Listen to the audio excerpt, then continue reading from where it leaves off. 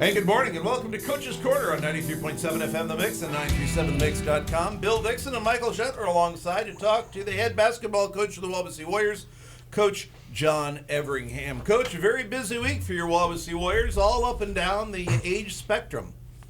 Yeah, most certainly. We obviously will get into last night's game at Mishawaka today. We got Olivia Stuck, our senior manager, is doing a great job for us. That'll come in and talk to you guys, and I'm excited for you to talk to her. She's really a special person, and Keaton Dukes will be in to kind of talk. But yeah, we've been very busy this week, organizing, planning, and there's just so much that goes into a third grade through 12th grade feeder program. I mean, it's just all up and down the spectrum. We got players going every which way, and it's also the support staff. We got volunteers and ticket takers, and yes, there's definitely a lot going on. Do you have any? This is a question out of left field, but I'm going to ask it anyway.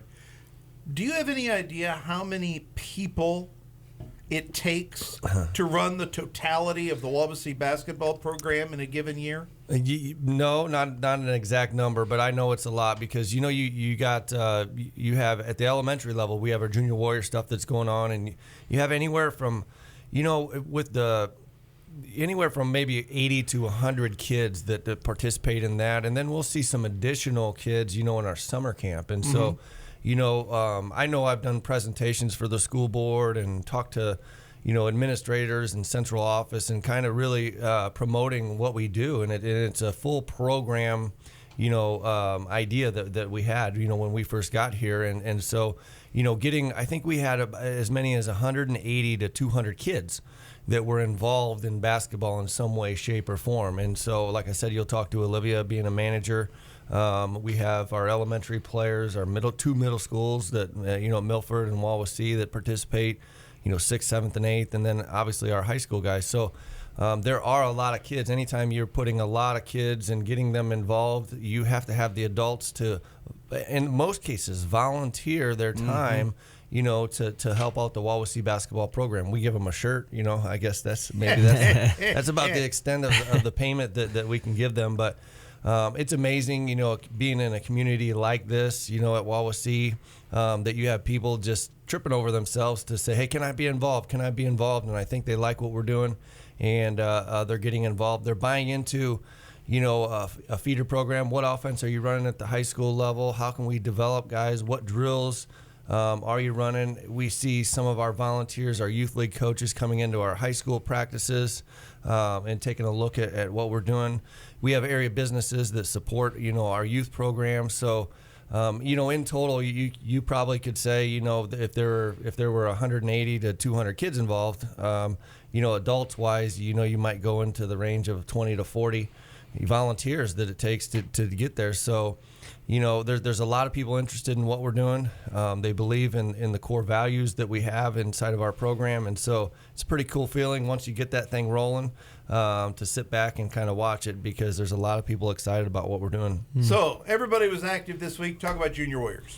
Yeah, Junior Warriors, we go into, we kind of play each other for just a little while, for about 5 or 6 weeks before Christmas break. We formulate teams, and then we go play some other teams. Grades 3 through 6 are out playing area teams. I think we had 35 teams on Sunday here that our kids got to participate against other teams in the area. So, I walked in at one point, we had a team playing Bremen. At another point, you play Fairfield, you play some other local schools. But, we have, I think right now in just grades 3 through 10, in our Club 1 travel stuff, which is hosted here at Wawasee, we have 8 teams playing, with our Club 1 stuff, and some grades even have 2 teams because we have enough kids that want to participate. And then into our middle school, Milford, 7th and 8th grade teams, and Wawasee Middle School 7th and 8th grade teams are in their conference tournaments. And as we talk right now, our 7th and 8th grade teams at Wawasee advanced from Thursday night's first round games into a Final Four that'll be played this morning, Saturday morning, and then the championship games at Monday night at Warsaw. So, Milford not quite as deep in terms of the skill and the talent. Well, there aren't as many students. There aren't as many students, and I like what they're doing over there. Our coaches over there do a great job, and unfortunately, they did not advance on Thursday. Wawasee Middle School, our 7th grade team and our 8th grade team have a pretty good shot at winning the conference championship on Monday night. So, youth warriors have been very active, middle school very active. Let's talk about your high school. You've had a week of practice up until tonight's game, or last night's game, but ran into kind of a buzzsaw at Mishawaka last night.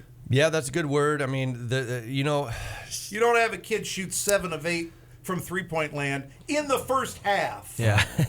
Coach O'Connell and not I, feel the impact. We were on the bus last night, and we looked at each other, and he said, we have to address the fact that statistically speaking, teams are shooting well against us, from the outside, and it's something that I guess I don't have an answer this morning. They're making their shots. Warsaw comes out and they're shooting 22% on the year, and they shoot 75% against us. And the player last night, oh man, forgive me, Johnson. Yeah. He comes out. We knew he's a very good player. He's averaging 20 plus, points per game, but he hasn't shot the ball extremely well. He'll make 2 or 3 in a row, and then he'll miss, 8 in a row. And we put Cameron Salazar on him, knowing that, we might not be able to affect his shot because he rises up and shoots. And we honestly didn't have anybody that we thought could challenge his shots up in kind of rarefied air.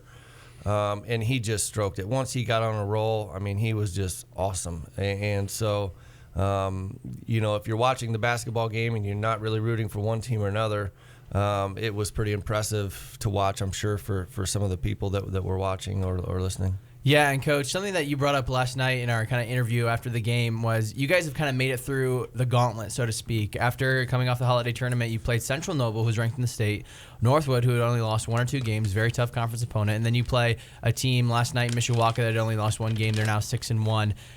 Going against teams like that, it's tough because you don't get a lot of wins, but this kind of reminds me of the Fort Wayne Lures teams in football that me and Bill have actually brought up to reference this, but they finish the season with a losing record, and they go into the conference tournament or the sectional tournament, and they make it all the way to state like they did this year. And so talk about how maybe playing this type of caliber teams is going to affect you guys later in the season. It's going to help you grow, and hopefully when you get to teams a little less talented, it should help you and promote you guys in those games. Well, if you stay together, it only makes you stronger. It really does. And so you find out who you are, and you find out what your weaknesses are too. And so, we played a couple teams early on that really we were excited to win. There's no doubt about it. But the coaches are smart enough to know that we have some deficiencies and some areas to improve on. And so, I think the really, really good teams can win basketball games and still think through, hey, I trust Coach and what he's saying. I know what he's saying is probably true, that we need to improve in these particular areas, right?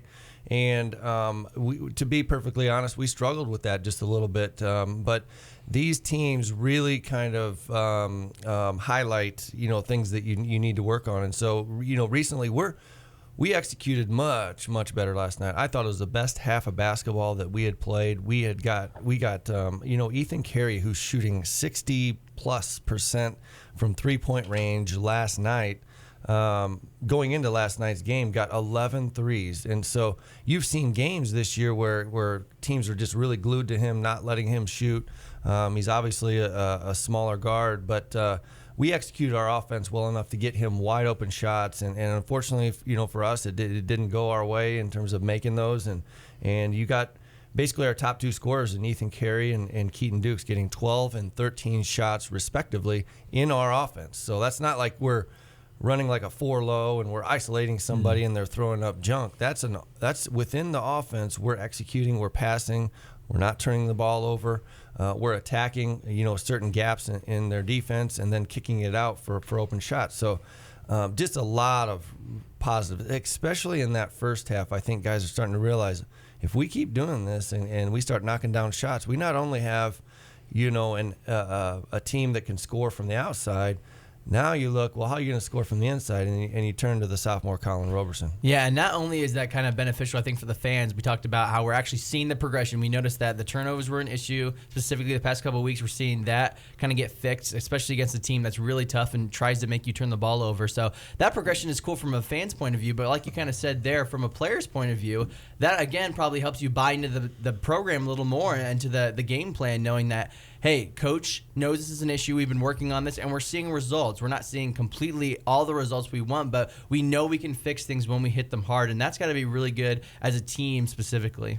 Well, as a coach, you're sitting there, you're trying to sell. You're like a salesman, right? You're trying to sell them on an idea that if we do this, the results are going to be this, and so, and there's like faith and trust, like, okay, we got Coach Hoffert, Coach O'Connell, and myself, the three kind of main coaches there, running the high school basketball program with 60 plus years of experience, in Indiana high school basketball, plus playing days, and being a fan and watching games, scouting, watching film, and all that stuff. So we've seen a lot of basketball. I think we know what we're talking about. And so, for a young kid to look at the coaching staff and say, okay, what are they saying? What are they trying to sell? And then sometimes the light goes off, right? And they start going, oh, that's what they're talking about, and that's what it's supposed to look like. So we're seeing it in practice.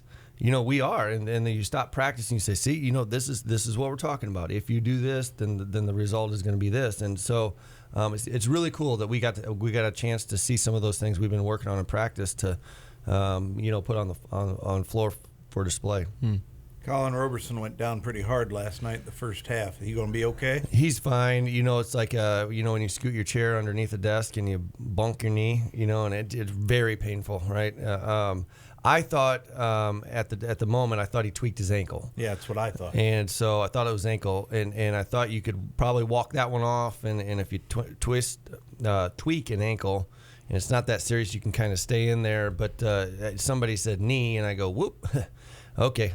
Get him out, let the trainer look at him, and you get awfully worried when somebody's holding their knee, and any athlete from any team, and when they're on the floor holding their knee, that's not a good thing. But Colin bonked his knee. We'll check in with him today, but he was fine last night. Very good, very good.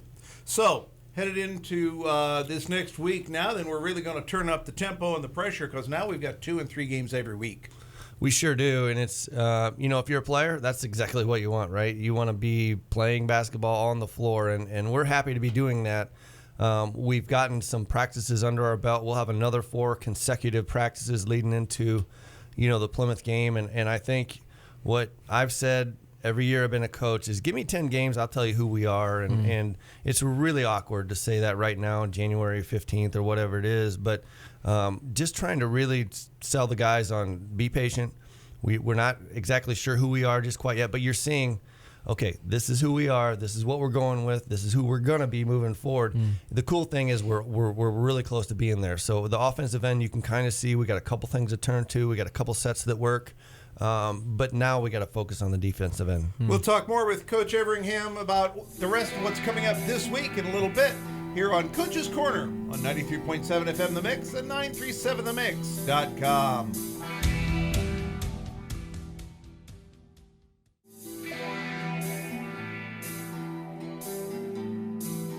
And welcome back to Coach's Corner on 93.7 FM The Mix and 937themix.com. Bill Dixon and Michael Shetler back with you as we're going to talk to Olivia Stuck. Olivia is the senior manager for the Wawasee Warrior basketball program. Olivia, thanks for being with us today. Thanks for having me. What set your mind to being a manager? Because this is your first year as a manager, right?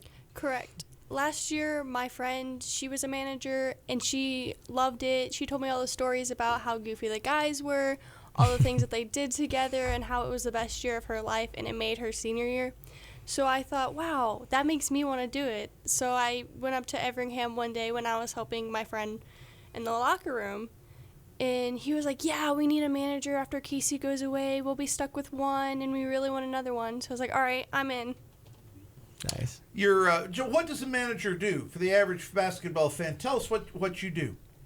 So the basics that I do is I pretty much supply the water, fill up the water jug so they always have water at practice.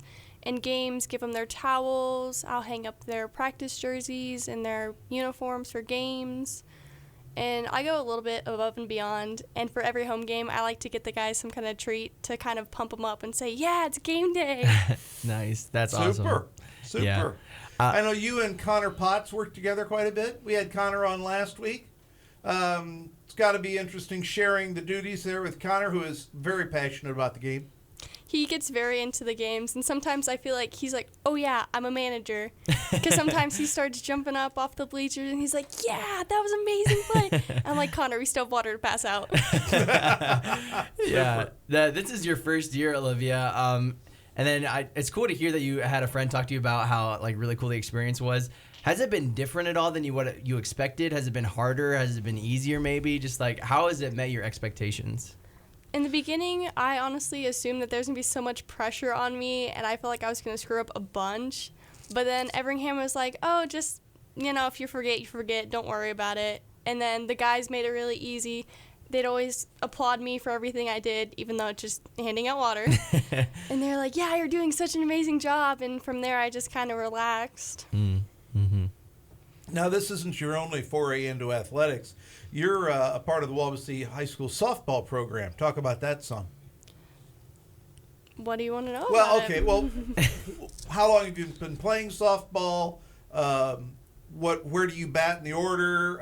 What kind of player are you? Because there's a lot of different roles Types, on the softball team. Talk a little bit about that. So I'm a pitcher and also an outfielder, so I kind of set the tone for the game. Mm-hmm.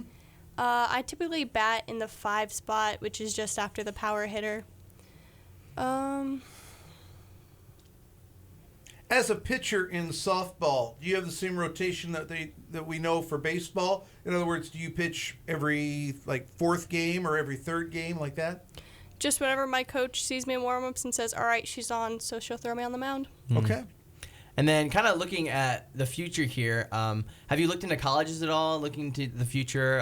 Have you taken any college visits? Are you interested in going to college? Maybe you don't. Maybe you want to stick around here and not go to college. I'm actually already going to University of Indianapolis, and I've been emailing back and forth with the coach there and trying to make it work out so we can set something up and possibly have me play in college. Okay, wow, that's really cool. So I think we kind of talked to you earlier about outside of sports, what do you like to do? And you're like, softball. So this is obviously something that you're very passionate about. And then college sports is a whole new beast as well. Does that make you nervous at all? Are you excited again for college athletics? When you think of college softball, this is probably something that you've been wanting to do for years and years, maybe even your whole life you've really wanted to just play softball. Does kind of the idea of UND softball scare you, excite you? What are your feelings about that? UND softball doesn't scare me as much as it should, I guess. I mean, I feel like I'm kind of almost at the level, but not quite. The intensity isn't there yet. I've been wanting to play college softball ever since I was about 8 years old. Okay. I'd go to Grace College camps, and I was dead set when I was 8 that I was going to Grace because they were like, yeah, we want you on our team. And then I found out that they weren't even a division-ranked school, so I was like, no, thank you. Yeah, and Wawasee's softball program has had a lot of success the past few years as well. Has that helped you almost kind of prepare? You said that you almost feel like you're almost playing at similar levels to where UND's at. Do you think that the success here in the program, just in general, has helped you kind of in that area prepare you for the college level? Definitely working hard to get back to where my 8th grade year, our softball team was in its prime. We went to, I think, regionals, and I think that's where we lost. And we lost 9 seniors that year, so we started building back up the program, and we got a new coach, so we had to start rebuilding after that year. And right now, we're starting to look good, and I feel like there's a lot of good things that'll come this season. What does it take to get that college softball spot? I mean, I would have no idea. My son came to me and said, Dad, I want to be a college athlete, and I want you to help me get in. I would be like, the best thing I can do is get on the phone and find somebody who can help you. Right. What's required? How do you get that spot? You definitely have to be mentally tough, and you have to want to practice all the time. It's not kind of once a week you have practice, all right, I'm good. You definitely have to take time on your own part to hit, to throw. If you're a pitcher, you have to get in your reps in pitching, possibly even a pitching coach.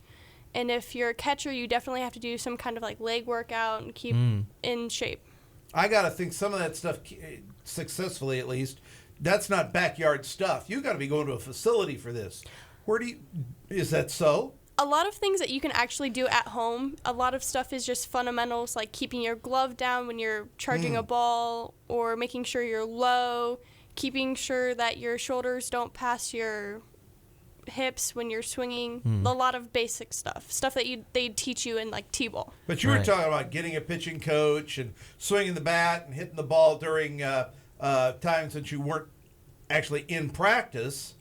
Well, it would take an army of people in the backyard just to keep up with all the balls flying around. I got to believe that you're using a facility somewhere to make this happen. I personally use my garage sometimes. I'll throw up a bow net. Nice. Oh, well, you hit the baseball indoors. My mother was wrong all these years. All right, very good. Well, there's a net that catches it, so there you go, no broken windows here. Okay, Yeah. all right. So, do your parents, did they play sports growing up? Do you have like your mom or aunt play softball? What got you into softball growing up? My mom played softball, but she never really talked about it until I was about like 10 in travel ball already. My dad, he played baseball, but he said he was never good, so probably not where I got my talent from. Yeah, right. We were involved in the community when I was younger, and so my dad took my brother to baseball when he was younger, and I always thought that was kind of cool, and I'd want to be on the field with all the boys. So he was like, all right, well, let's introduce you to softball. I'm going to put you on the t-ball team, and it just fell in love with it from there. Now, you fill an interesting role here at Wawasee High School for old people like me. When I say vocational education student, that's not a college track student, historically, in my brain. All right? Back when I went to school, those two things didn't go together. You're a vocational ed student in the health program as well as a college-bound student. You're going to come out of high school with a CNA? Correct. That's pretty impressive. Talk about that program. Mrs. Warren, I guess, is running that program now? Yes, it's a CTE program here at Wawasee. And so what it is it gets you certified as a nursing assistant, so you can work at hospitals, and most of the time you'll end up working in a long-term care facility, so a nursing home. Right now I'm doing my clinical hours, and I'll go to a nursing home. I'm assigned to Waterford Crossing in Goshen. I'll go there. Sometimes I'll be paired up with somebody else. Sometimes I won't be, and I'll just be on my own, and I'll have a couple residents to take care of. But it's just really getting in, working with the residents, filling out the situation, and seeing like how you can help make their end of life the best that they can have. How many hours a week do you spend in that CNA program? And what is it how is it different? How did it prepare you differently than, math and science? Was it very much a hands-on thing, or was it very much a textbook thing? So we balance out with textbook and hands-on. So it's a 2-period class at school. 2 hours. Yes. Okay. So in the first hour, we typically go over like what we need to do at the nursing home to take care of people. So like changing their gowns, changing their briefs, and taking them to the restroom, making sure they walk so they get Somebody exercise. showing you how to do this, and then you practicing it, and in more or less a classroom setting? Yes. Okay. So we do have mannequins in the building. So we'll learn how to properly address somebody who has like a paralyzed side or something. Okay, yeah. Has that, or does that, like, so going into college, I'm guessing you're going into some kind of like medical field area, and you can talk a little about more about that, but does this kind of program give you any kind of college credit or anything like that, or is it just kind of preparing you kind of for the college education program? She's coming out with a certificate, and there are folks that are going to come out of that certificate, and they're going to be making pretty good money with that CNA in the job ticket. field. I'm sure that's a big thing, but like in college specifically, does that do anything extra for you or anything like that, or just more kind of experience? So yeah, I will get some kind of credits transferred over to college, but it depends on what college you go to if they will accept it. Sure. But coming out, I will have my CNA license, so that technically means that if I didn't want to continue schooling, I could just go straight into the workforce. I personally want to continue going and getting more education because I want to be a neonatal, which is working with babies, nurse practitioner. Okay. Wow, nurse. So you got several steps. Nurse practitioner is way up there. That's I wasn't aware that UIndy was a big nursing school. Is that what is your college plan? I'm guessing a person with your background and with the confidence you're coming in, you've got a plan worked out here. I'm sure this isn't just haphazard. Yes, I definitely have to have a plan, and UIndy is within the top 10 schools in Indiana that is the best in nursing. Okay. Yeah. That's awesome. I knew it was a huge physical therapy school. Mm-hmm. Yeah. So fantastic. So in your 4 years at UIndy, you won't come out with a nurse practitioner's license in 4 years, will you? No, I will be able to get my RN as a 4-year grad, and then in I'll and of have itself, a fantastic accomplishment, because RNs are like gold or platinum around here. Right. After I get my RN, I'll have to probably reapply to UIndy to make it into grad school, and from there on, I'll be able to fulfill my dream of being a nurse practitioner. And how many more years does that take to go from RN to NP? Probably about 3 to 4 more years. That's what I thought. It's Yeah. almost like a commitment to medical school. Yeah. Yes. Yeah, that's amazing. And then afterwards, are your plans to kind of stick around here or maybe move away, or is that kind of just off? You'll figure that out when it comes to you.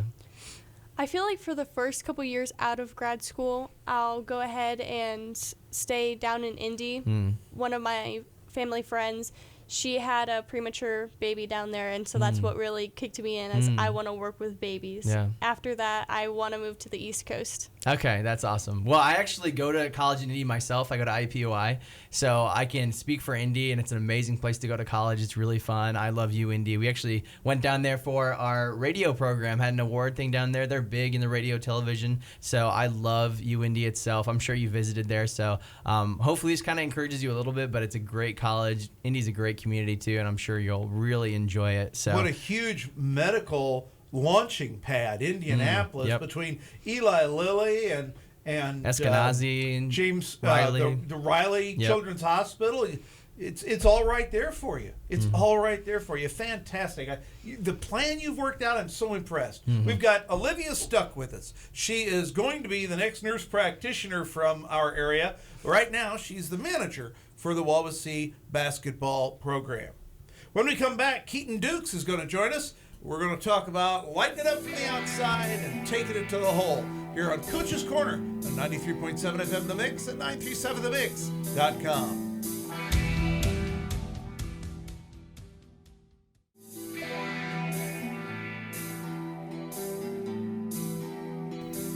And welcome back to Coach's Corner on 93.7 FM The Mix and 937themix.com. Joining us now, one of the basketball standouts for the Wawasee Warriors, Keaton Dukes. Keaton, thanks for being with us this morning. Thanks for having me. We just talked to Olivia Stuck, who is the senior manager this year for the Wawasee Warriors. Those managers have got to play a pretty important role for you guys on the team. Oh, it's huge. I mean, we couldn't do what we do without them. I mean, they make our lives easier. They play just as important of a job as everybody, the guys 1 through 12 on our team and the coaches. So, I mean, we couldn't do what we do without them.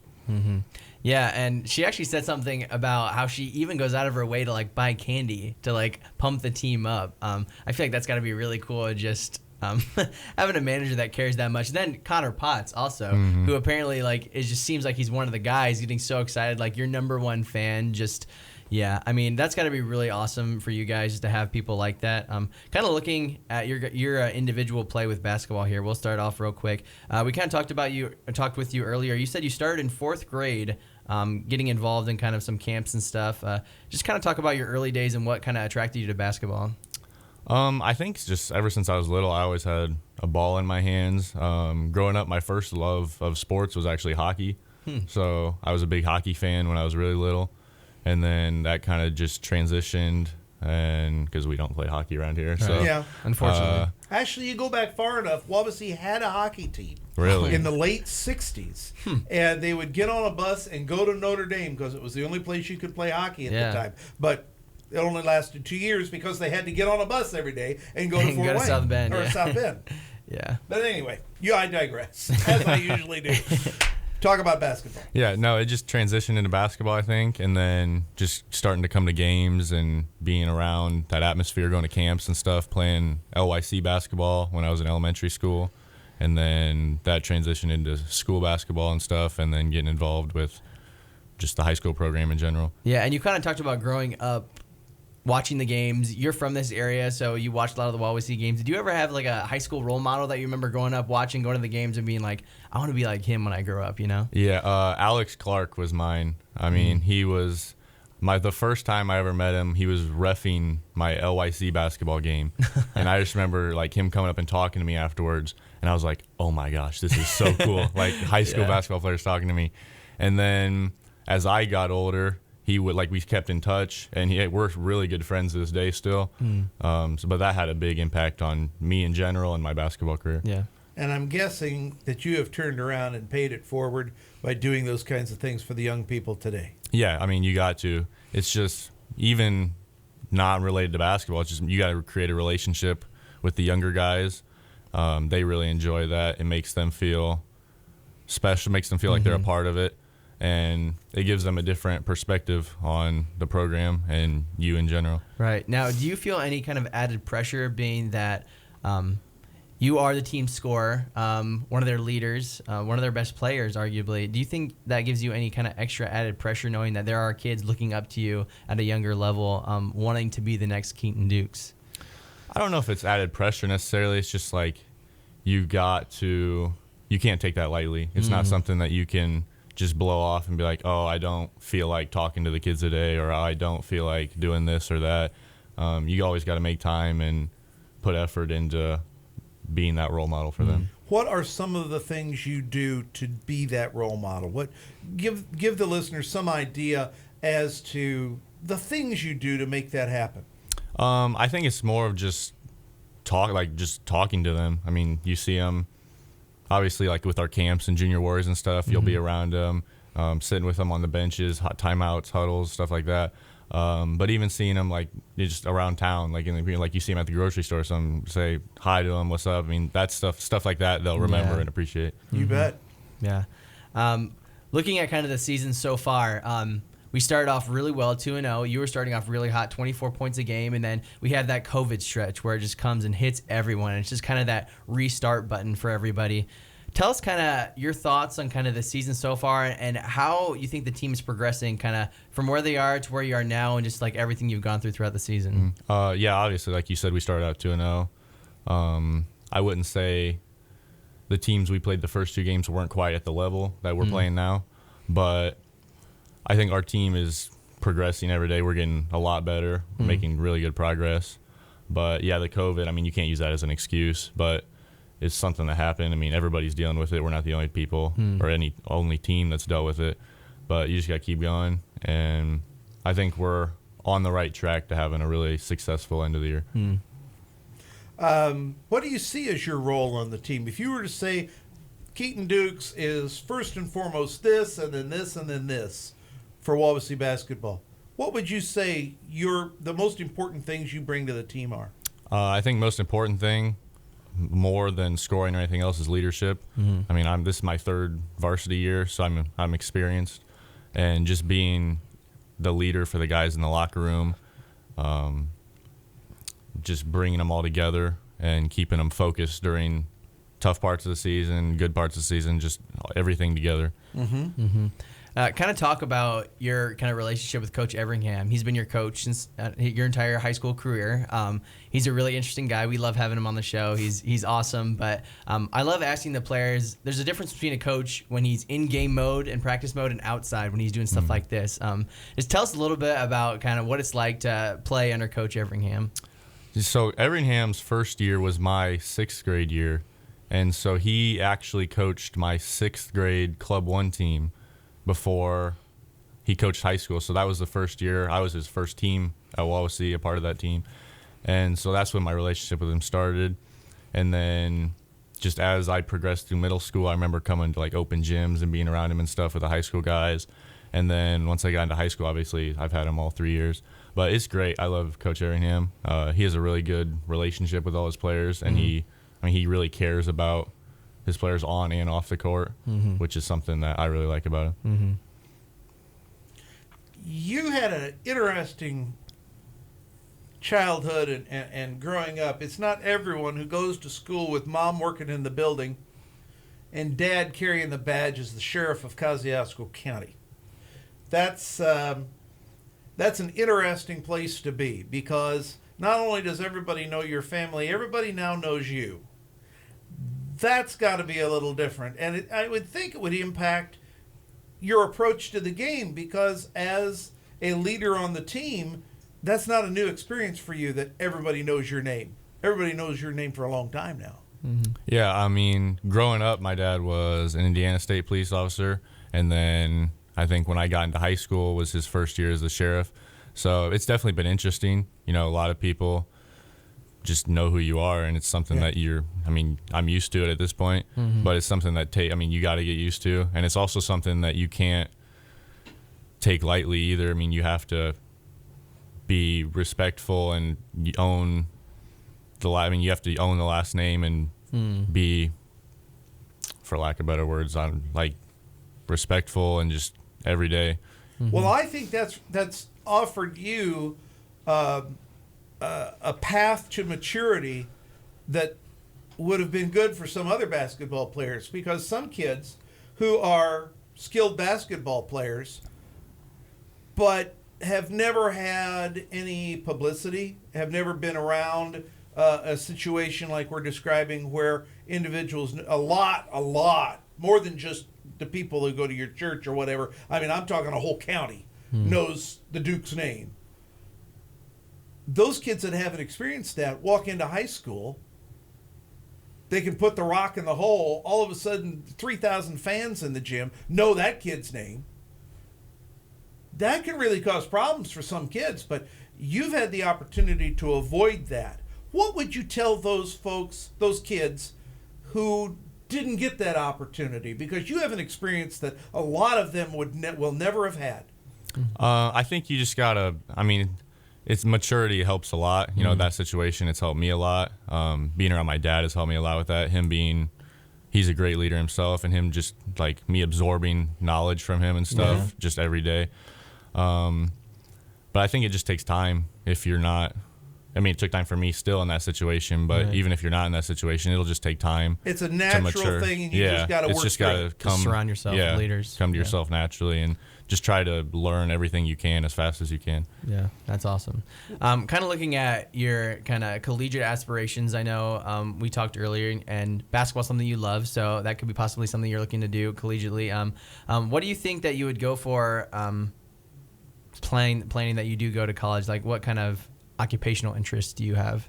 I'm not exactly sure yet. I would like to do something sports marketing, or I have a love for like apparel and clothes, shoes, stuff like that. So I'd like to get into something in that field with the sports marketing side of things. Now, are you guys involved at all with like helping to create the gear for like the team? Because I know when I was in high school, all the seniors were able to like create and like customize all the gear that they would wear for that year. I don't know. Are you guys involved in that process at all? Yeah, no, that's something that this year actually, Everingham, because we got new home jerseys this year, and so Everingham came to me and a couple of other guys and wanted us. He's like, I want your guys' input on designing the jerseys, and he'll come to us with like just warm-up idea, just everything like that, and get our input and ideas for stuff like that. Is that the part of apparel that interests you? Is that where your passion lies as far as the sports marketing in the apparel area?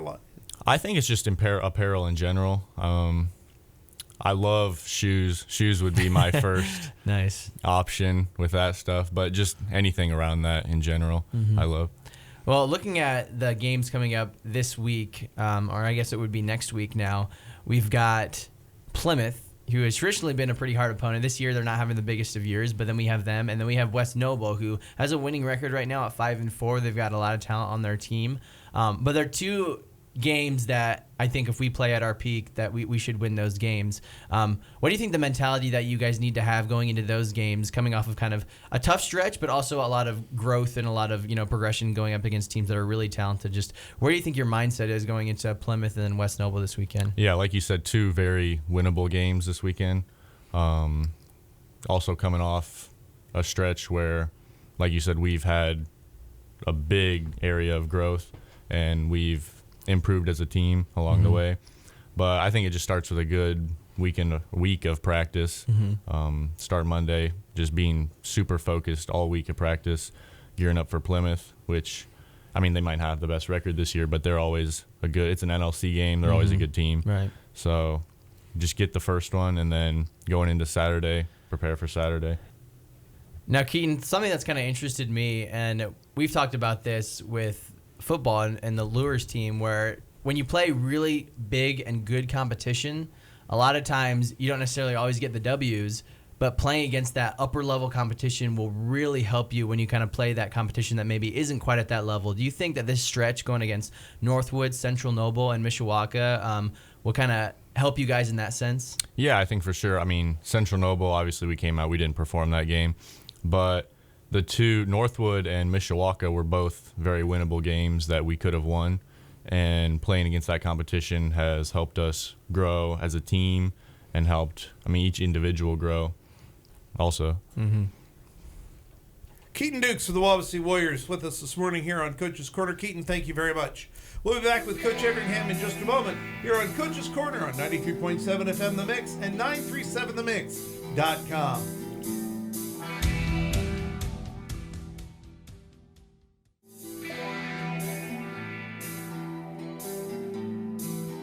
And welcome back to Coach's Corner on 93.7 FM The Mix and 937themix.com.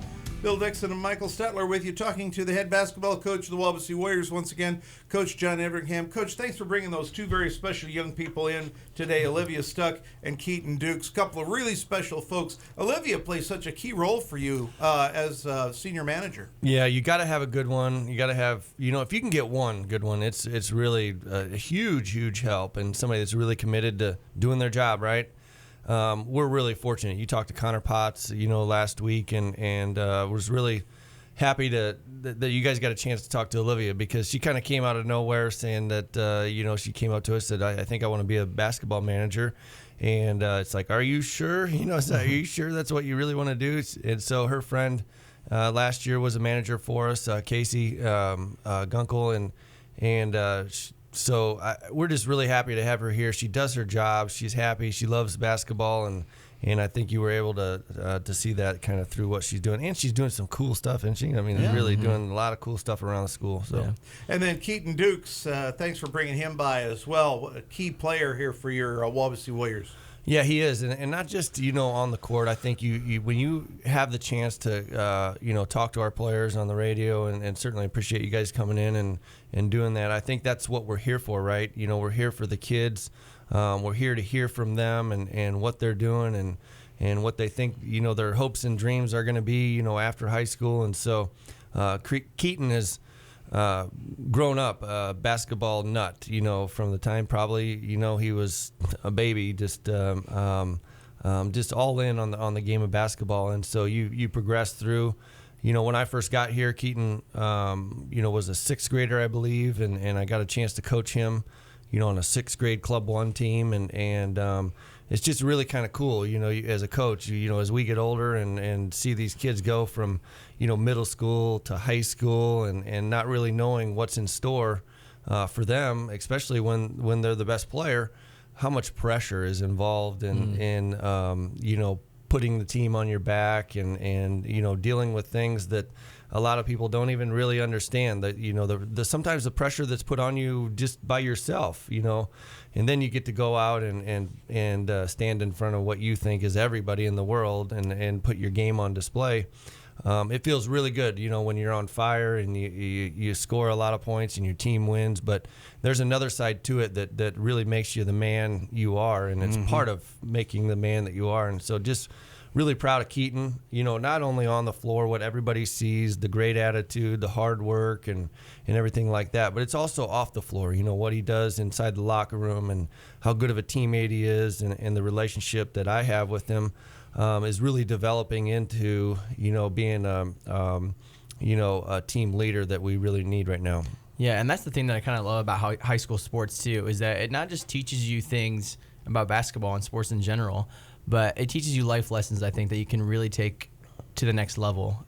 There's like those leadership qualities like you kind of talked about, where you're going to have to be a leader in a lot of different situations you go into, occupationally.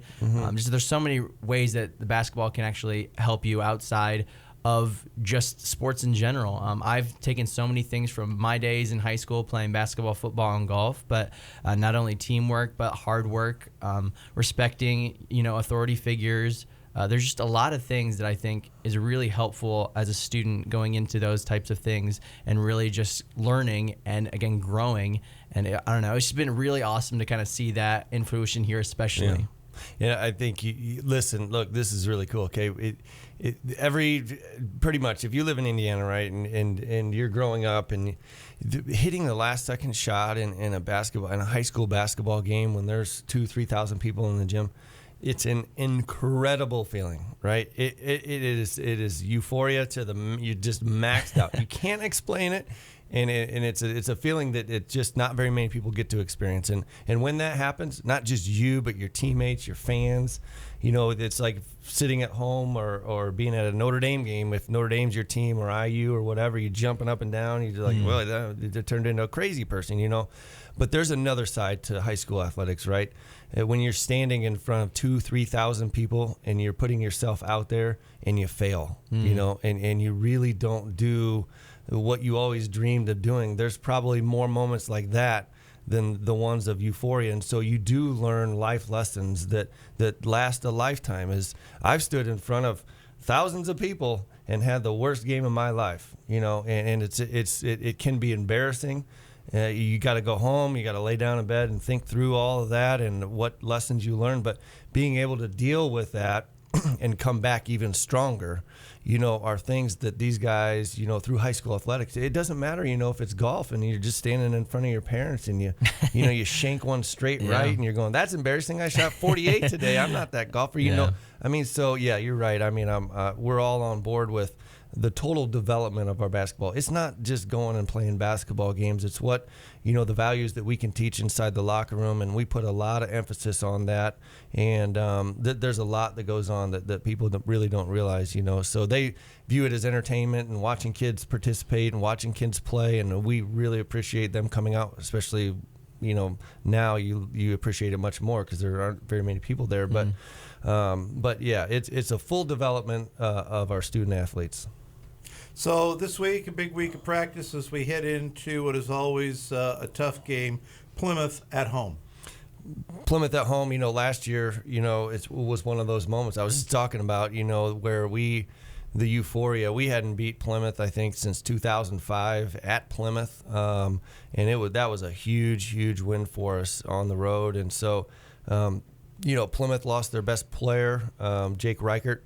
Who I happen to be talking to Coach Reedabu, the football coach, and talking about Reichert, and he's a Division I football prospect who has decided to really focus on making a run at being the best football player he can be. Unfortunately for Plymouth basketball, he's not playing basketball this year. He averaged probably 25 points a game, I think, last year for him, and so. We certainly like to see kids participate in everything that they can while they're in high school, but there are some kids that focus on different things, and certainly the best of luck to, that kid over there, in his football career. But it did hurt him. What you're seeing is, Coach Bales at Plymouth, I'm good friends with him. They're going through the same thing that we're going through. They got a young team, and I watched them play Mishawaka. I think they're down maybe just 2 or 3 points late in that game, only a possession or two. They had a chance to beat them, and so you're seeing a young team that's developing, that is certainly capable and developing. Each time they step on the floor, they're getting better and better and better, and so I wish them the best of luck after next week, and I hope they figure it out. I hope they play really well the rest of the way. But it's a big week for us. You kind of get into situations within your season, and you think, okay, I'm not going to try to sell this one as being a big game. We're still developing, but look, at some point you got to just put it on the table and say, this is a big one for us. This is really a big one for us. I think being at home, having a week of practice, I'm telling you, this is going to be a big game for us to come out and really play well. And, Coach, does it worry you at all, kind of looking at just Plymouth's record overall in the year. They're 2-11. So again, like you kind of said, not the greatest year for them. They're still kind of rebuilding. Does that kind of worry you at all that maybe the guys look at the record and look kind of past games for them and be like, oh, we've got this, and just don't really go as hard as maybe you're expecting them to go in practice and stuff? Yeah, I get worried about a lot of things, right? So, yeah, I do get worried about that. But you can throw some stats out there. Like we just got beat pretty good by Mishawaka, and I think Plymouth was ahead at halftime, against Mishawaka. We have some other common opponents that certainly we can sell them on the idea that they're going to be at their very best. They're probably going to play the best game of the year against us next week. There's no question about that. And you expect teams to come out. They're getting better every week. They played their best game of the year against Mishawaka. I know they did. So I haven't watched film from last night's game against Concord, but you would expect them to be the best version of themselves, and so we need to do the same. And I think what you'll see is a really good basketball game. I really believe that. So, but yeah, you do get worried about that. But I've played against, I've competed against Coach Bales in basketball and summer baseball. And that dude is a competitor, and he's a super nice guy, but he is a competitor. Anytime that you're standing across from that guy, you need to be worried. And so he is being very patient with the development of his team, much like hopefully I am. But they're going to be ready to play us next week, because you know what they're thinking. They're looking at our records going, oh, if we can finally get one now, because we're playing Wawasee. We're looking at them like, oh, we can finally get one now. We're playing Plymouth. So it's going to be an interesting matchup next week. I think it's going to be a fun game, honestly. We really talk about the change in the mental aspect for your team now that we're going from playing one game a week with a lot of practice in between. Now we're going right into the fire 2 or 3 games a week. That's a real change in focus. Yeah, because we'll play West Noble on Saturday night. So, we're going to spend all week getting ready for Plymouth, NLC game, and then we turn right around and play West Noble. You can go down our schedule now. It's Tuesday, Saturday, and I think even 1 week, Tuesday, Friday, Saturday. Next week. So what we have done is we've set ourselves up nicely for this. If we can really focus, on the defensive end next week and get a real philosophy instilled in our team. We're really close. We're close. I think offensively we showed against a really good team we can execute offensively. We can get good shots. We got some possibilities on the inside with Brooks and Roberson, and then 3 solid, experienced guards, and then, we're working on some bench depth with some guys and that are coming in and giving us good minutes. So we've set ourselves up nicely on the offensive end. We shift the focus to the defensive end, and if we can have a successful week of practice, then we've set ourselves up nicely. Like, this is who we are. Remember I said, after 10 games about you really know who you are. Well, you take who you are, and this is the foundation that we built, and then you try to build and just step by step, brick by brick, and try to build off of that. So there's no more changing of this and adding this and this is new and whatever. This is like who we are. And so if we can nail it next week on the defensive end, I think you're going to see the progression of a really good basketball team. Yeah, that's super exciting to see.